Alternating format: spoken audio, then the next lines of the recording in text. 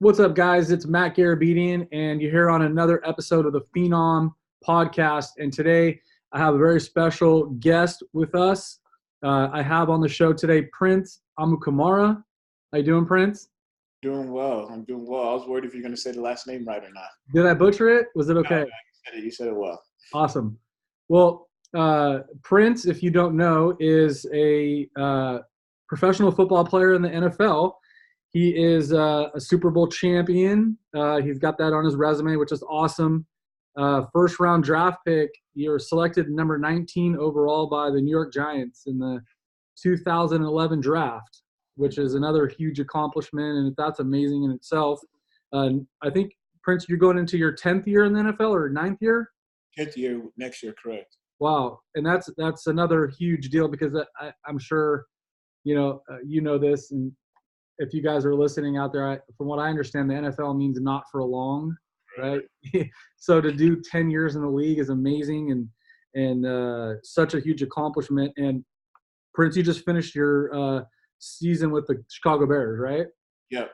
Awesome, man. And I did obviously some more research, and Prince is very active in the community, does a lot of charity work, and just a great all-around guy. And I've wanted to bring him on the show because he's got some cool things going on in real estate. And we connected through Instagram and started talking business, and we've been chatting it up over the last couple weeks. And I'm like, hey, man, this is a cool story, and I would love for people to hear your point of view on some things. So I'm just going to ask you a few questions, and we're just going to roll with it, all right? Yeah. What interests you? I'm sure you have a lot of options. What interests you specifically about real estate? Like, give me your first indoctrination. Like, who told you about real estate? Yeah. So I've been in the league 9 years, like you said. In the first 5, I spent in New York with the Giants, New York Football Giants, and then my 6th year, I had a cup of coffee in Jacksonville. I was only there for 1 year, and then I went to Chicago for 3 years. But while I had a cup of coffee in Jacksonville, one of my friends, his name is Kyle Bosworth. He's a former player also, and he was just always, he's a real estate agent. And he was just always telling me, hey, I'm telling you, you should get in real estate. You should get in real estate. And at that time, at that time, I knew I wanted to grow my portfolio, but the way I was going about it was through startups and so looking for that next Facebook or looking for that next whatever that's going to try to give me 20x or something like that, which is very, very, very, very risky. But I wasn't just throwing it. I wasn't just throwing my money all over the place. I was just looking for the next big thing and stuff like that. Because my goal is to always maximize my earning potential. And Sure. so I went that route. And how I got attracted to that was through Shark Tank and just watching that the sharks or the whole show just kind of encourages you or inspires you that, hey, anybody can have an idea and make it into a business and eventually sell it or make a lot of money doing it. And on the other side, you can also be the investor in someone else's dream or idea. So I was going that route. But then when he was explaining to me about real estate, I said, you know what, fine. My whole thing is about trust. And if I trust you with my kids, of course I'll trust you with my money. And that's the type of guy Kyle is. And I was like, you know what, cool. I know you're not going to steer me wrong. I've gotten to know you real well. So he said, hey, he found this property that was foreclosed on, and it cost $480. And he was showing me, hey, we're gonna renovate it, and hey, just so you can trust me, I'm gonna be the GC, and you're not gonna have to pay me. I'll be the G. And I didn't know what that meant, but it's been 3 years, and now I'm thinking wow, he gave me a deal, Yeah. not a GC fee. So we do that. We bought it for $480. We put $120 in it, and then 9 months later, so we're in at $600. 9 months later, we sell it for 8:43, Nice. and I was like, wow, okay. And then I realized, okay, I'm not getting that 243 of profit. And then I started learning about the taxes that came with it, his 3%, his fee as an agent, and the other fee as the buyer's agent, and then me getting taxed into it. And then that's also where I learned about an LLC, like now setting up an LLC for it and stuff like that. So it was great education that that you don't get or that I didn't get in college and stuff like that. And then so from that point on, I was just, my eyes were wide open. I was just excited, and then started doing flips.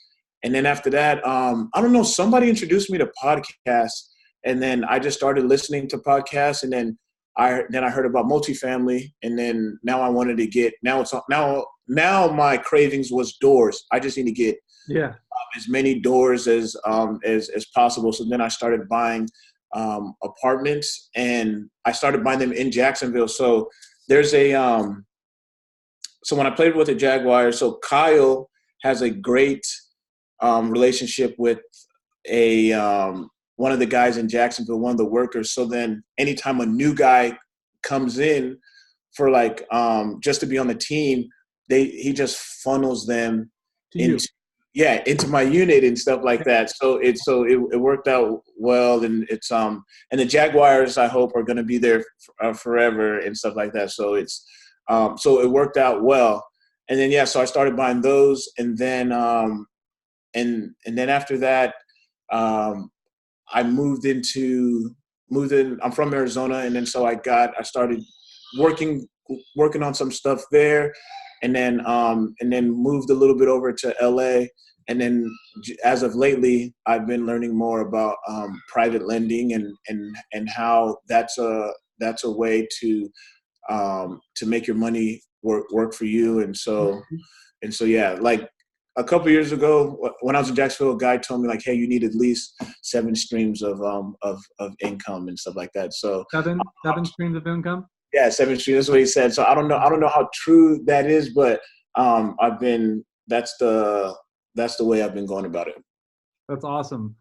I was always curious, Prince, like, so you come into the league, right? You make some money, right? Most of the guys, it's like I don't know, the 80-20 rule, right? So like 20% of the players make 80% of the money in the draft, right?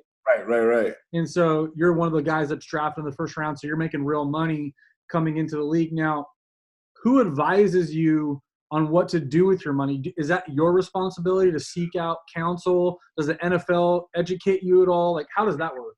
Yeah, so I mean that's a great question. So the NFL split into like the NFL, the National Football League, and then the NFLPA, the National Football League Players Association. Mm-hmm. So when we had that lockout, when I was coming in, meaning there was no football because the PA and the NFL couldn't work out a deal and stuff like that. So these two it's weird, but these two are always like against each other. Like the NFL is trying to give us less money, the PA is on our side trying to get us more money, like, and stuff like that.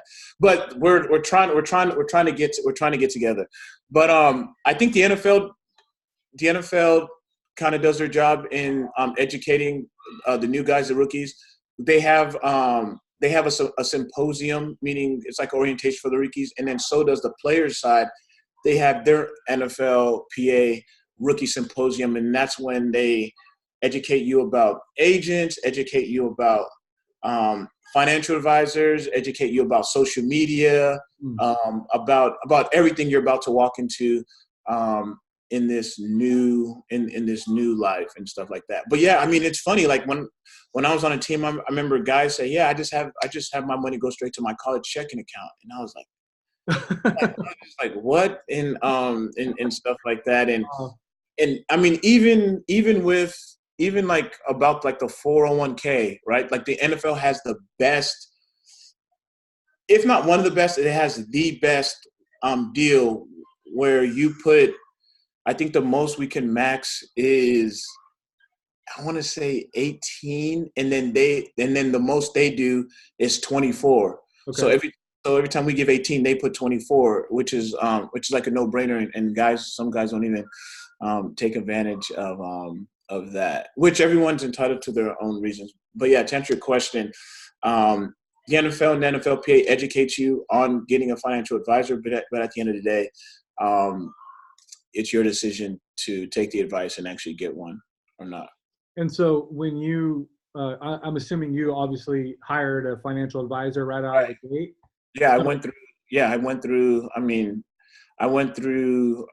I had one. So when choosing one, I was trying to think of a guy who's trustworthy, right? And so the first year with him, I didn't. So I interviewed like 10 with a good family friend of mine who's very business savvy, and he knew how to manage those interviews because this is all new language to me. I yeah, didn't. yeah. I'm just a 21-year-old kid who just got an $8 million signing bonus, and so I don't know. I don't know what to do. For me, I don't even want to grow it. Like even $1 million was So, seemed to yeah, me. So right. I didn't know what to You're do. done. And so the first year I was with the guy, I didn't invest at all. I was like, you know what, I'm not going to invest and stuff like that. And then the second year, I ended up in investing and yeah, and he started investing. But I think the first year, I think since the money wasn't invested, I don't think he wasn't getting paid because it was just in like an account. So he was quote unquote working working for free because we know like the guys, financial advisors usually should be getting on like 1 basis point and Mhm. stuff like that. And long story short, like I ended up firing my guy because I was getting charged like two and a quarter. Wow. And that, I mean, that's a whole nother story. If you want to go in there, let me know, but that's a whole nother story. Yeah, I'm sure we could read between the lines with that. But really, to my point though, like, did any of them educate you on real estate? Were they saying, "Hey, Prince"? It didn't come down. Kyle was the guy, right? Yeah, Kyle was a guy. If it wasn't Yeah. for Kyle, you wouldn't even be having this conversation today. God, no, sir, no, sir. Because I mean, it doesn't behoove them to do so because they're not benefiting. They're not getting a percentage of me buying a property or me selling the property, and that's money coming out of their stash that they could be investing that they're getting their percentage on, and now that's going to somebody else. So, Hmm. um, yeah. Conflict of So interest. it's not. Yeah. Say it again. There's a conflict of interest for them. Exactly. Yes, and Yeah. that's what it was, right? So that's why. So when I try to hire guys now, well, that's why. So now I know that they're not like they want to take care of like their stocks and bonds, like the equities and stuff like that. That's them. So that's why I have. I mean, you've talked to him and talked about him. His name is Josh. And that's why I have him. He's my business manager. He's my personal CFO. So I explained to him my goals, Hmm. and then now he understands. Okay, now he has no conflicts of interest because he's not investing my money or anything like that. All his job is to protect Prince and help him achieve his goals. So hey, Josh, I want to get into real estate. Okay, I'm gonna teach you how. And I didn't find him until like my third or fourth year in the league. Got it. So that's a good segue. So one of the questions I had for you, Prince, like you've got some deals in Jacksonville, you've got a deal in Arizona, a deal in LA. You've got some other investments. Like, what are some of your goals? Let's say what's your goals for this year, and then maybe where do you see your investing portfolio going in the next 5 to 10 years? Yeah, phew, that's a loaded question. So my first financial advisor, I mean, he shared with me that, hey, once you get $5 million, like if you live a pretty much average life, you're safe, you're good, like you can say you've made it. And he said that because if you put it in a conservative market and it's making 5% of 5 million, you're making 250 a year. 250 divided by 12, that's close to like 20 something $1,000 a month that you can just spend Hmm. and not even have to work and stuff like that. And so then I started calculating it, and then I realized, okay, if I get to 20 million, then I'm able to spend $1 million a year by not working at all. And so that's close to like between 80 and $90,000 a month that I can spend like for the rest of my life and not have to touch. Because it's residually going to be Yeah, coming if, from if just residual on can, yeah, exactly, and that's just coming from the market. So so I'm just working to continually build that monthly number as much as I can, and if I can help people, do it also. So it's kind of cool. Like when I pick up my phone and I get an email and I show my teammates like, hey, it says like, hey, your property management just sent you a $10,000 monthly whatever, and I show them like, hey, like look at that, that's cool. Like I just made money chilling like right here and stuff like that. And so and that opens their eyes like, wow, like how do I get into that and stuff like that. So just educating them along the way. I think that's one of my goals. And then I want to eventually like own just like kind of just own like a big apartment complex right. where this is my one baby and I don't have to be quote unquote everywhere else and stuff like that. That's But amazing. then I feel like real estate is gosh, it's so, I don't even know how to explain it. It's just so, it's, I don't want to say it's like temptation because it's never satisfying, but it's just like there's just so many like verticals and just horizontals. Like okay, the big apartment might be cool, and then but then if someone gives me an offer and I can sell that, and then okay, now what do I want to do with my money? And then okay, what if someone wants me to lend? And then so it's just there's just so many webs. It seems like it's never ending, and that's the fun part about it. I feel like. It's kind of addicting, right? Exactly. Like, That's the you get word. the ball rolling and then your options open up Yeah. and you start kind of graduating. Like, first it's like, I want to flip a house. Yeah. And then you're like, okay, well, that's cool money. Like I made a good chunk of money, but I got taxed and it was a 9-month process. Like then, okay, well, how do I, maybe take that money that I earned and buy, some rentals and get that cash flow? Well, there's some, liabilities with that. Tenants move in and out, repairs. Okay, well, how do I achieve a standard return without any of that? So, there's all kinds of moving parts, like you said, but that's the fun part, man. Like, with the options that you have, it's cool because you kind of control your destiny, right? Right, Yeah. right, right. I mean, didn't you like? I'm just thinking, like back when you're 21 and you got like $8 million, like, didn't you want to go out and buy like a Rolls or like? Yeah, So no, it's funny, and everyone expected that, and so I mean, I think that growing up, if I had a dream car or like a dream want, something tangible that I really wanted as a kid, I would have gotten it. But like there was really nothing that I really wanted or needed. I mean, I think every kid always wants, okay, like if you grew up pretty tough, my teammates call it the mud. Like I got it in the mud. Like if you grew up pretty tough, like of course you want to buy your mom or your family a house, and so that's what I did. But I don't know. It's funny. I don't think I've earned it yet. I don't think I've earned the right to buy me something like wow, shiny. that's very humble because, like I said, starting the show out, I mean, you have a decade in the league, which is just an amazing accomplishment, and we know that that's definitely not the average lifespan, right? It's a couple of years maybe. Yeah, it's like a I mean, couple, yeah. yeah, you've been in the game for 10 years, which is like I said, amazing. I just keep repeating myself because it really is like, being like somewhat of an athlete. I played some college baseball, so I get the time and the blood, sweat, and tears that you put in, and then get to that ultimate level and be healthy and competitive and just really awesome, man. But do you, I mean, in that locker room atmosphere, like I could imagine, because like I'm in this, entrepreneur space, right? So when you start getting connected online and you start attending masterminds and groups and meetups, especially with like the Instagram and Facebook and stuff, like you're pretty connected to people that and we call it the shiny object syndrome because you see guys that like, are, your peers and they're doing very similar things. And then all of Right. a sudden they get this like, they're taking a cool trip on a yacht or they're, flying private or they've got the brand new Rolls or the Porsche or, the new, AP watch or the whatever, right? And you're Yeah. like, I want that. Like, how, I'm sure you see that, right? You see guys that are younger than you in the league coming in with like, maybe not spending their money wisely? I mean, is that something that you see that you have to kind of, you know, not, I mean, it sounds like you're already, responsible, but like, do you think that's a battle for some of the younger guys that come into money quickly and they just want to go and be flashy?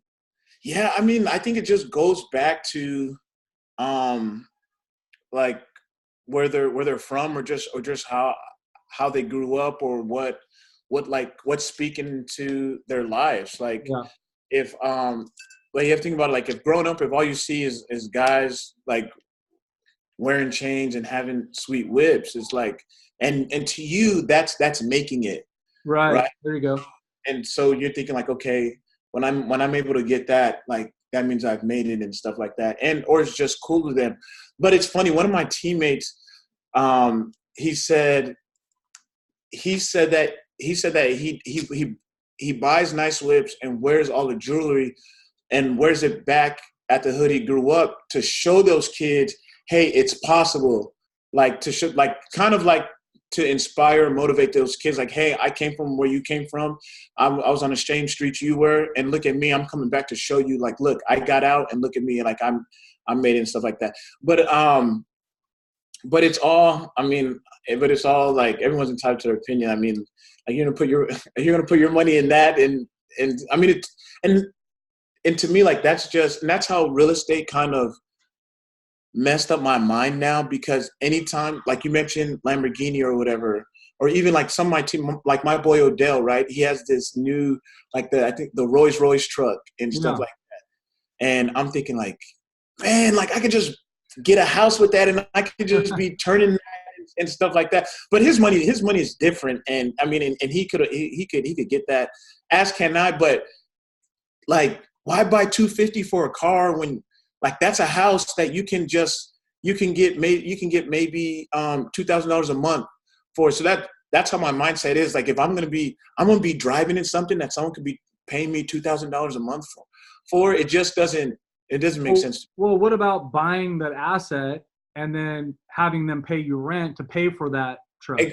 Very true. You know Exactly. what I mean? Right. That's probably the right way to, because I'm Yeah. not saying you can't have the nice things. I like nice things, but when you mention something like, what's your identity, and then I'll touch on that. But the right way to do it is, the rich, they buy the asset to pay for the liability, right? So Odell could buy, like you said, pretty much whatever, but like, dude, he could probably buy an apartment building, cash, that's, you know, feeding him 20, 30 grand a month.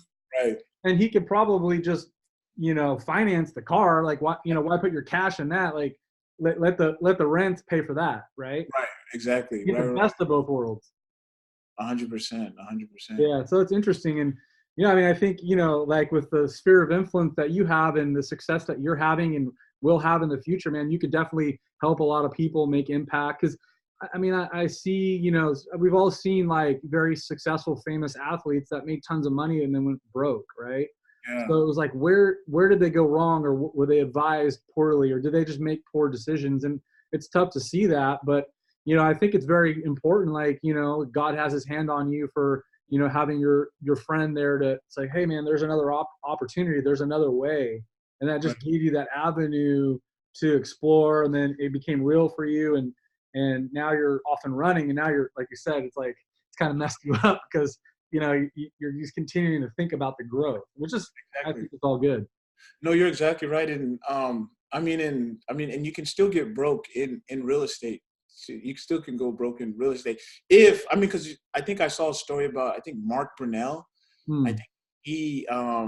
think he lost like 40 million in Wow. yeah, in real estate. And so I think it just goes back to, like you said, just having that right group of community, and just guys who know what they're who Yeah. know Yeah.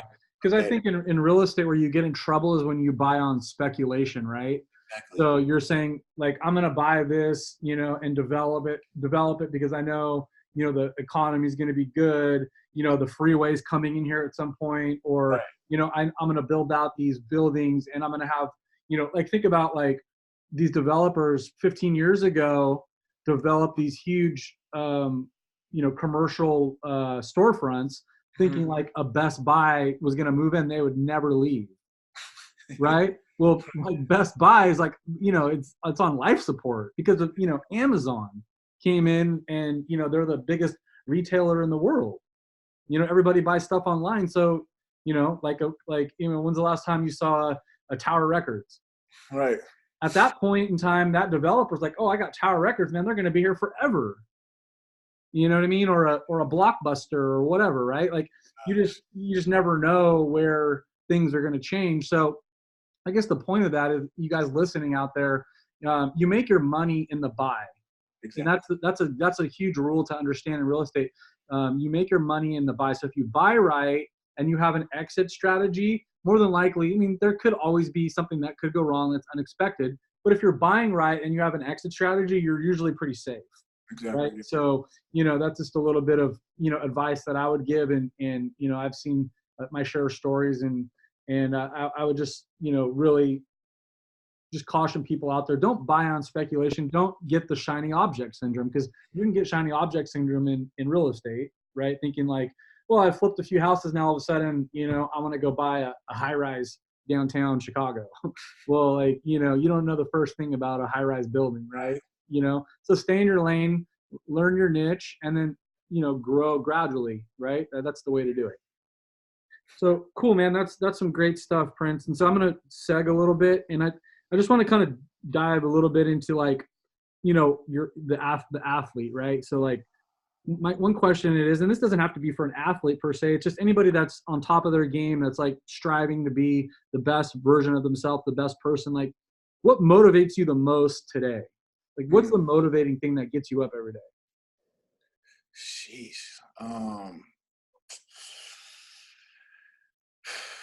I mean, I would say different things there's different reasons that get me up for different things.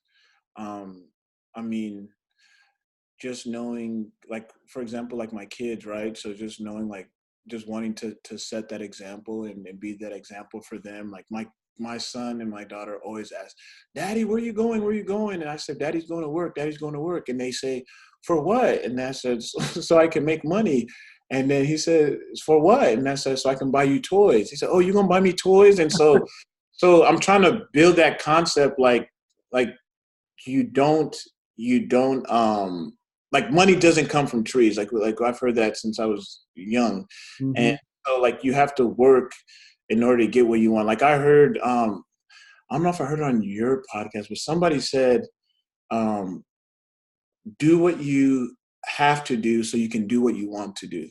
And then so yeah, so that's kind of been like my mindset. And then so that's for my kids. And then also I feel like there's not a lot of people counting on me, but just always just trying to be a role model of some sort. And I don't think role model means perfect by any means, but just someone who's just consistently just getting back up.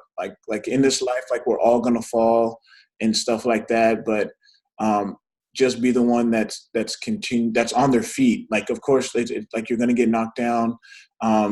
Even in football, like, my journey to the NFL wasn't easy. I mean, I don't think anyone's was, but mine especially. Like, I played running back in high school, went to Nebraska for college. They threw me in the defensive room, like, didn't even tell me. They just threw me in the defensive room, and then I wanted to transfer. But then we get a new coach, Bo Pelini, and he says, hey, I told him, hey, I was promised to play offense.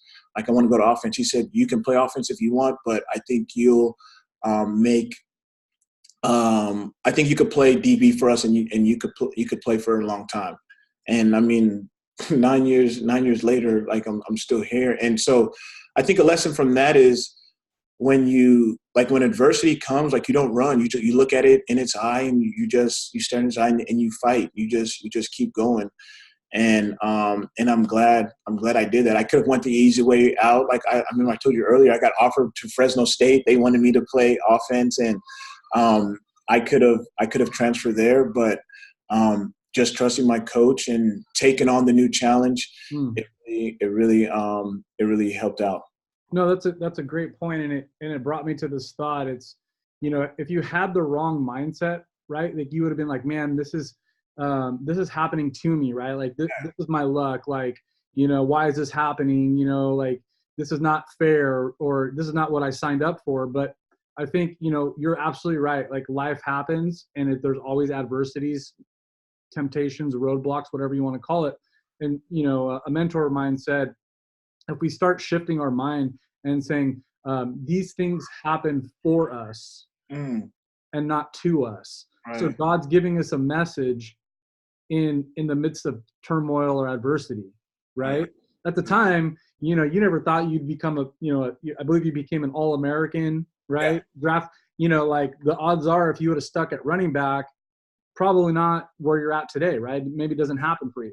Right. But, because of your attitude of positive mindset and probably trusting God's plan, I'd imagine, it gave you these opportunities, and now life's happening for you. So that's just a great story. And it just reminded me of that. And for you guys out there listening, you might be going through things in your business that, is you're asking, why is this happening to you? Why aren't deals closing? Why aren't you having any success? Maybe you're just starting out, or you're in this for the first year, and deals aren't coming, and the bills are piling up, but in your heart that, you're made for this, and that this is your opportunity. Like I think, Prince's message to you, and I'm, just basically following up with that is, don't give up, Right. right? Stay the course, keep putting in the work, and things will happen. That's true. Awesome. Uh, who inspires you? Man. Um, sheesh.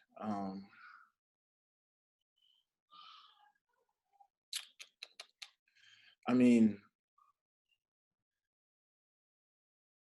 I would say, I mean, first and foremost, I mean, because I'm a Christian, first and foremost, I would like say Jesus, like just just knowing, um, just what he did for me, meaning just dying on the cross, and just him dying on the cross. Like there's so many principles I can grab from that, Mhm. especially like in marriage and stuff like that, like being selfish. I mean, being selfless, right? Look how selfish I am. I say selfish, but being selfless. Like as soon as I got married, I knew that my life was not about me anymore. Uh-huh. Like there's someone else's happiness, there's someone else's wants and needs that I have to attend. Like I need to put myself last. And then when I had kids, it's like I keep going down more. I keep going down the totem pole. And Mhm. and I was always taught, like, in order to experience joy in your life, like it has to be Jesus, others, then yourself. And that acronym, I mean, that Oh spells out wow, I got that. joy. JOY. Yeah, I'm gonna and steal that from you. yeah, and then so that's what I've been trying to do, just really putting Jesus first, and putting others, and then putting myself. And I feel like like as long as I've been doing that, I'm been experiencing joy. So I would say Jesus, and at the beginning, I mean at the top, and then man, I mean I feel like I grab. It just depends what category I'm in. I mean I grab different stuff from everybody. I mean it could be a kid, right, who's fighting for his or her life, like for cancer and stuff, and then I go and see their story and stuff like that. Like I remember, like with the NFL, like we do so many outreaches, and I didn't even know that ringing that bell, I didn't even know what the bell means, but ringing that bell means that person's cancer free and stuff like that. And so seeing that, like that makes me emotional. And just knowing the type of fight, well, not even knowing, just seeing the type of fight that they're fighting and stuff like that. Even about soldiers and people that protect our country, like our military. Just knowing like what they do. We have a tradition here at Soldier Field here in Chicago. Every game they honor somebody. They honor somebody who's a part of our military. They honor somebody, and that person comes on the field in uniform, and Hmm. everybody claps and stuff like that. That's And awesome. with everything that's been happening, like since I've been since I've been born, and everything that's been happening in our country, like it makes me appreciate our freedom so much more. So I stand up, take off my helmet, and just clap, just knowing what they do for our country. And then I mean, so it could just be tons of, if I see someone who's being a great dad or a great husband, um, yeah, all that stuff inspires me. So I wouldn't say there's one particular instance. I really just try to grab something from different people. And then of course, like entrepreneurs inspired me, like betting on yourself, like not doing the normal 9 to 5. And I'm not trashing anyone who does a 9 to 5, but just betting on yourself, not doing the normal 9 to 5, and saying, you know what, like I'm gonna be the person who's gonna write the checks. I'm not gonna be the person someone writes the checks to, and Mm-hmm. stuff like that. Like that takes courage, and that takes that just takes a lot of guts and stuff like that. And so yeah, those people inspire me. Yeah, man, that's a awesome answer. You couldn't put it better. And you touched on something too, and I read something that you said, which like really was really cool, man. Like I believe someone said, or you quoted saying, the feeling of winning the Super Bowl went away pretty quickly, Yeah. and you didn't think about it much unless people like reminded you about it. But you said to be a Christian, that's a daily thing, and that's what you think about the most, like being a part of the body of Christ, which is eternal, that's forever. So I was like, man, like that's really awesome because I'm a fan of NFL. I'm like a crazy diehard. I've just always loved the NFL, and I probably get more passionate about my teams winning games than the actual players do, because it's a business to you. Like this is your thing. It's like old hat, right? And Right. I'm like, man, this man won a Super Bowl, but he put it in such great perspective about like what the Lord means to him, and like that just like really put an even greater perspective and respect for you, Prince, like as a man, what you stand for, what you believe in. And I just want to, like say, man, like I'm proud to get to know you, and you're a great example. And so again, that's pretty cool. Like you could put those two side by side, because everyone in the world will see the Super Bowl. It's like, that's everything, right? Like that's the pinnacle of the mountain for sports. But you're like, man, I don't even think about it. I think about my walk with the Lord and eternity. And I talk a lot about eternity, because it's something that the Lord put in my heart, and I think about it so much that because it forever is not even the right word. Like forever is the beginning of eternity, right? So yeah, so I wanted to bring that in, and thank you for being who you are. Um, you also said you were talking about entrepreneurs, right? Yeah. And I think it is very hard to be an entrepreneur. I think a lot of us go through the mud, right? You mentioned going through the mud. I went through my periods of my life in the mud. And I think, and maybe you can add on to this, but um, I think we have to work on mindset just as hard as maybe an athlete does, because I'm assuming mindset and mental toughness is a huge part of being successful in the NFL, right? Yeah. Oh yeah. Did you say it's like 90%, like the old adage, 90% Yeah. mental? Yeah. Without a doubt. Yeah. Once you get to that level, 100%. Right, because the 10%, everyone's really great Exactly. at playing football, but the guys, the separators, right, are the ones that are working on their game, that have that edge. So tell me, do you do a lot of like mental preparation? Do you constantly talk to yourself? Do you have to build up your mindset a lot, Prince? Like, do you Yeah. work on that?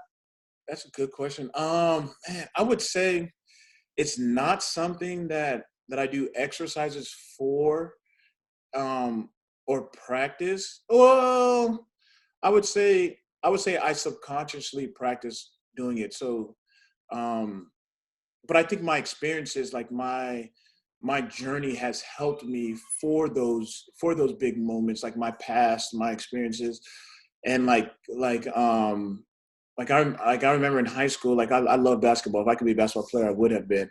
So like a guy put up 30 on me or something Mm, like that. And so me dealing with that like shame, or somebody winning the game on me or something like that, just those type of experiences, I think all those make me into who I am. I mean, I wasn't always a starter. Like I had people doubt me and stuff like that. So being doubted and it's funny because no one never taught me like, hey Prince, they doubt you. So because they doubt you, you need to go and show them. Like no one ever taught me that. So it's funny. I'm just thinking of it as I'm talking. I just feel like it was just in me. Like that competitive nature was just like in me. Like I just always wanted to be the best. Mm. And that's at anything, whether I played Guess Who, whether I played ping pong, whether I played Connect Four, like I just always wanted to be the best. And I think it always just starts with like you said, having that edge, having that competitive nature, but also not fooling yourself. Like I think one thing that's great about me is that I'm a realist. So I know like if I'm not going to be good at some areas, I'm gonna work on those or find something to compensate for that area. So whether if it's in business, like I always hear, and you let me know if this is true, but always either surrounding yourself with people smarter than you or hire somebody. Yeah. Or always or just hire people smarter than you, or just like have someone, if you can't do it, then hire someone who. 100%. Yeah, like I think our goal is, in business, especially if our goal is to be a business owner, right? Like really figure out what our unique abilities are, like the 3 or 4 really good things that we do naturally without effort, and then the rest of it we hire out and find the best that who can do those tasks or those roles and responsibilities. So you're absolutely right. Yeah. Do you have times or seasons or moods where like you're doubting your abilities or you're down or you just wake up and you're just not feeling it? Like how do you overcome that? Like I know we all do, right? I'm just interested because I like to hear how we all have our days, right? Where you just, it's a tough day. It might even be a tough week for some. Sometimes it even goes to like a tough month or a year, right? How do you snap out of it, personally speaking? Like what's your go-to? Yeah, jeez, that's a good one. Man, um, jeez, that's a good one. I think it depends on the category. So I'll start with football. Like if I were to have a bad game, I think so. If I were to have a bad game, I'm thinking, okay, it's because as a cornerback, like I'm on an island. Like everybody sees me. If a guy catches the ball deep, I'm the only person in that area. It's on me. People are blowing up my Twitter mentions and my Instagram comments or whatever. So my thing is this, like, so for example, we'll use a real example. I was playing on Thursday, Thanksgiving week against the Lions, and they don't have Matt Stafford. They have a backup quarterback named David Blau, and this is like his first time starting, and our offense just scored the first drive, so 7-0. And then so now we're up, and so we're supposed to get a 3-and-out and like end their any type of confidence they have, like this 3-and-out is going to end them and Mm-hmm. stuff like that. So first down, second down, we stuff them. It's 3rd and 11. I'm thinking, okay, let me there's this formation that I saw, and I'm thinking, okay, they line up in that formation, and then it looks like he's about to run the route. So I go and jump the route, try to undercut it. The guy does a double move. He throws it for 75 yards and touchdown. Oh So man. from that point, so all anyone sees is I got beat for a 75-yard touchdown by a backup. Right. And so I'm thinking like, oh my gosh. First of all, I've never, I think that's the longest time I've never gotten beat by a touchdown like that. And I'm thinking like, what the heck? And then so I chase him a little bit, but he's so long gone, and I just run off to the sideline. And I slam my helmet. I'm thinking like, what the heck? And so that point I'm thinking, okay, did that guy beat me or did I beat myself? Hmm. And so it went down to I read something that I saw on film. I took a chance. I was wrong, and he scored. Yeah, exactly. So because of that, that doesn't hurt my morale. Now that doesn't hurt my confidence. But now if we're in the end zone and the quarterback throws it up And now the guy just like, they call that a moss. The guy just mosses me and Yeah. stuff like that. Now it's like, now it's like, now again, like if I didn't jump, if I jump my highest, as long as I do my best, as long as I did my best, I'm okay with it. All the other stuff I can't control. I can control the guys of 40 runs a 40-inch vertical, or if they call the right play. If as long as I do my best, as long as I don't beat myself, I'm good. Now, if we're switching categories now, if like for example, so like I'm married, so if my wife like says for some reason I'm failing as a husband or whatever, like that's good. That's going to kill me more than anything. And Sure. then so now I need to look in the mirror or ask her, okay, like, hey, like what am I doing and stuff like that. Mm. And so just always being real with yourself. And I think there's a quote that I say, like this pastor said it. His name is Carl Lentz, Hillsong out of New York. He says, like, you're doing better than you think you are.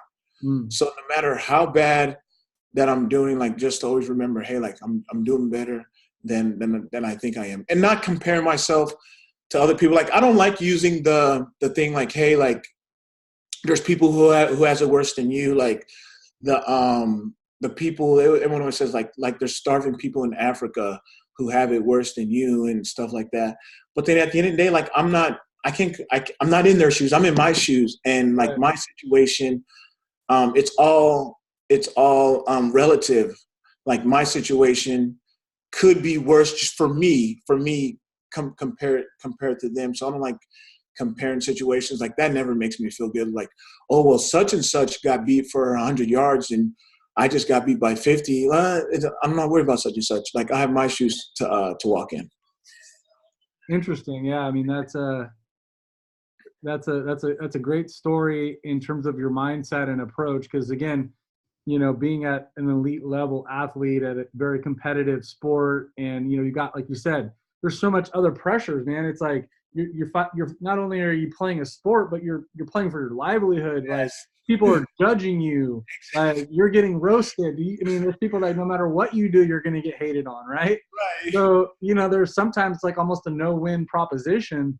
So I think like getting really clear in who you are, who Prince is as a person, and knowing like in your heart that you're a good man, you intended to do well, you're always giving your best effort. And I think that's an example everyone, no matter what position you're in, not in football but in life, right? Like if you wake up and you intend to do good, and you have a positive mindset, and you intend to help others, and you do your best, but in some fashion or form, like you hit a stumbling block, or you fail, or you give up a long touchdown, that doesn't define you as a person, right? We all make mistakes, like you said earlier in this talk. This has been a great talk. Thank you so much. But like you said, like, dude, just get up and play another down. Dude, get up and work another day, Yeah. right? Just keep chasing. And the thing that I think that are the separators, right, are the people that wake up and are consistent, right? Consistency usually will win the day, Yeah. and so I try to, I coach a few people, and I talk to them, and I see kind of what they're looking at, because I've been there. And the biggest challenge people have is like that they just aren't consistent, because maybe the results don't come right away, or they hit a roadblock, and they mentally check out. Exactly. And so when you mentally check out, and you start beating yourself up, like you're just living in the past, and when you live in the past, and you can't change that. So if you're mentally in the past, you can't live your best future, right? And so there's a lot of like just great points and analogies and lessons that you could take, I'm thankful for you being here. And I just have a couple more questions, and I'm going to let you go. um, this is a different question. Okay, I'm gonna, you probably haven't heard it, but I was thinking, like, and I like to, you're a Christian man, so I thought it was appropriate. But like, here's a question.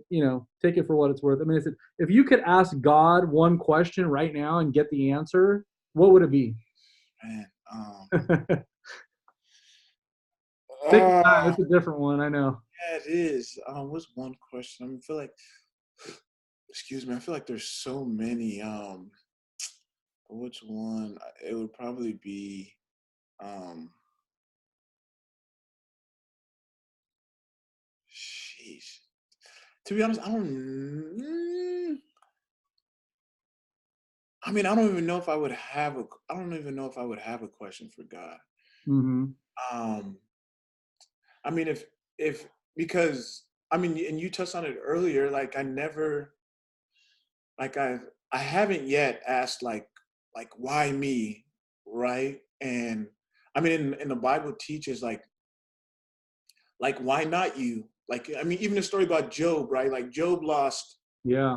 Job lost like his wife. Job lost everything, Everything. right? And God allowed those things, or allowed like the devil to like tempt him or whatever, or to cause those things. But then he had so much confidence in Job, like, hey, do whatever you want. Job is still gonna be praising me at the end of all that. And then even in the book of James, like it talks about how um, adversity and trials they're great for like growth. Yeah. So it's almost like lifting. Like imagine just keep lifting the same empty bar. Like you're Yeah. not getting stronger, but you add weight, you add those struggles, you add those trials, and that causes tension. Like you need tension for growth. So definitely wouldn't be like the why me, why did this happen and stuff like that. Because even if something happens, I know like the mindset I have, and like you said, like think of it positive, like, okay, I'm being used so I can be helpful for someone else. So Mm-hmm. like you have that mindset, like this is not like my fame, my platform, my money, my life is not for me. It's to help somebody else. How can I lift somebody else up? Like when someone first introduced me to the gospel, the good news, Jesus, like that was like, I mean, that I feel like that changed, like that changed my life like drastically and stuff like that. So God used that person to kind of like wake me up. And then so now it's almost like paying it forward in a sense, Mm-hmm. but how but that's what we're called as Christians, to make, disciples of all nations. And so like how can I do that for somebody else? I mean, Jesus did it for me. He went to the cross for me.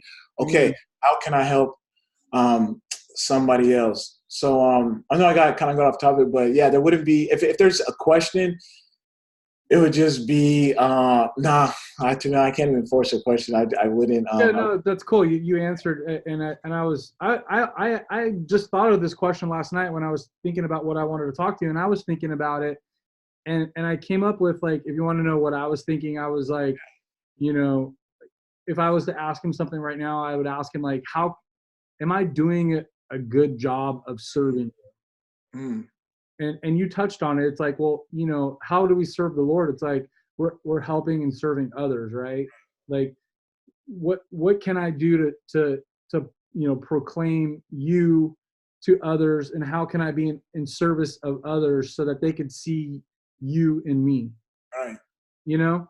And so it just kind of like, I'm going to ask this question because maybe Prince, he has something that I can learn from, but like, we're kind of on the same page, man. It's like, you have a great platform. I feel like I've been blessed with an opportunity to have a voice, and talk to others that, are looking for some guidance and help. And, it's amazing. Like, there's a lot of people out there that this is going to touch, Yeah. and I've seen it because I've received messages, and it's encouraging because I don't try to keep it too much about business or real estate because there's a lot of that information out there. But like, being Christian guys, I think the world needs that. Right. That they need to hear that see that light. They need that salt to continue on, because I just received messages from guys that are like, man, like, this was just confirmation after hearing this that, the Lord is working with me. He's speaking through us to them, and it encourages them. And like, some of the stories I've heard, and the comebacks and the trials and tribulations, and just stories that people have just felt encouraged just to reach out to me. It's like really why I do this now, and it's like only God's work. Right. And so Right. I think it's awesome. And so I'm going to leave it at that. And I really, dude, I really appreciate your time. I know you're busy. And I got a lot out of this, Prince, and I hope it, got your mind thinking a little bit too on your next moves. No, it did. It did. I wanna say just one more thing because my mind is turning right now.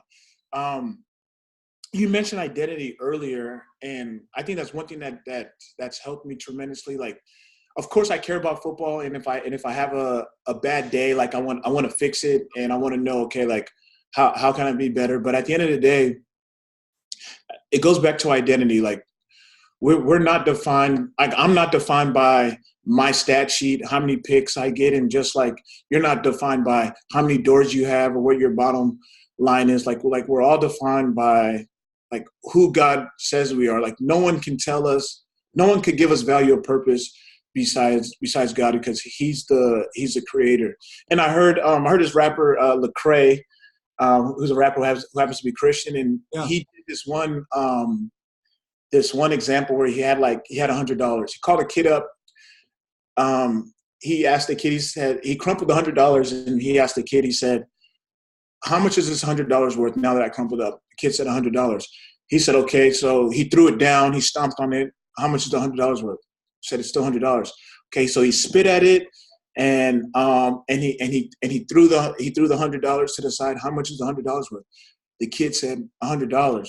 So he tied it back into life. Like no matter like if you're beat down, spit on, like crumpled up, you fall down, like you still have value. Like and nobody else can change that. So that analogy stays with me a lot. That's a great analogy, and it's so true because I think a lot of people are lost in finding their identity, and they put their identity in things, Right. in relationships, the wrong relationships, their bank account, the cars they drive, the status, their symbol, the followers, the likes, right? Right. It's just, it's super hard in this today's world to like not know what God says we are and trying to find your identity and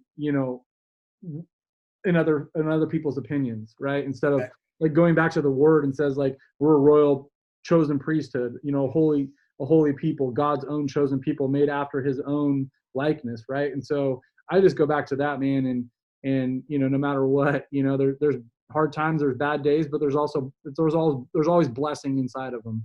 Mm-hmm. And so I was thankful to have that perspective, right? And that's the message here. Whoever's listening, no matter if you're a 10-year vet in the NFL or just starting out in business or struggling in life, we all have our peaks and our valleys, but the constant is our faith and trust in the Lord because He works out all great things for those who love and trust Him. That's good. Amen.